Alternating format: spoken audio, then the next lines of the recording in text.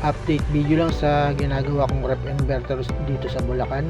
Ito yung rep na ginawan ko lang ng remedyo dahil wala tayong may kabit agad at wala tayong mabili na spare parts dito sa location na to sa Bulacan. At ito nga, mayroon tayong ikakabit. Tatanggalin ko lang yung dalawang tornilyo dyan sa gilid para bubuksan natin yung freezer. At kung ganito yung issue guys ng ng rep ninyo, baka parehas lang ang issue nya, yung malamig lang siya, hindi siya nagbubo ng yelo, hindi nakakapagpatigas ng yelo. Non-frost inverter, higher ang brand nito guys. Sundan nyo yung video, baka ganito rin ang problema ng rep ninyo. Ayan nga, isasalpak na natin yung bagong spare parts na pan motor.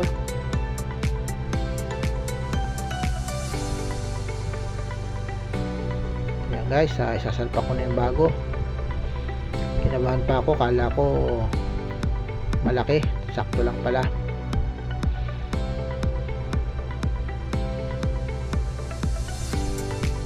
Okay, at ibabalik ko na. At pagkabalik natin, iti-testing natin ng 1 hour kung talaga bang working na siya. Chinek ko naman yung wire, okay naman yung pagkasunod-sunod sa luma. Kaya lang naman pagkabit guys, madali lang naman pagtanggal kabit, at nakita nyo naman napakadali lang naman. Connector lang naman yung wire, hindi ka nagagamit ng electrical tape.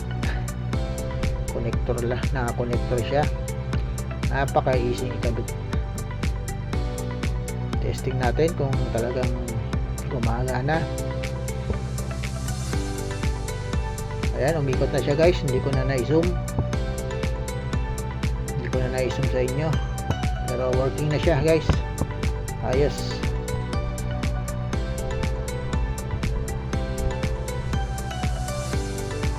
Babalik ko lang yung cover ng connector para safe naman, hindi mabasa.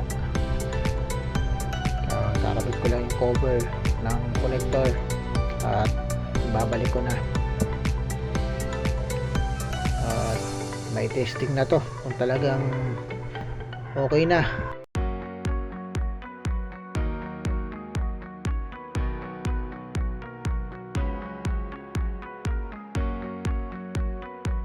Malapit na tayo matapos.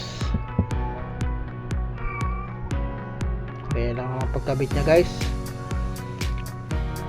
napakadali, at kayo, alam ko kayang-kaya nyo rin na mag DIY na lang pag napanood nyo itong video na to. Ayan, okay na, saksak ko na, at ibabalik ko na yung dalawang tornilyo sa gilid, at ito na testing tayo. Papatatakbuhin natin ito ng 1 hour.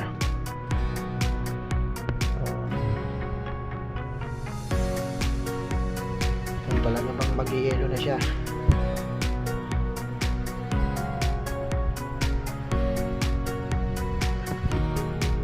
Okay guys, na kompleto na natin ang pagkabit. Pumili na lang.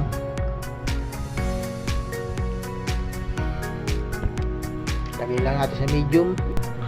After 1 hour na pag-testing natin, ayan na siya. Okay na siya.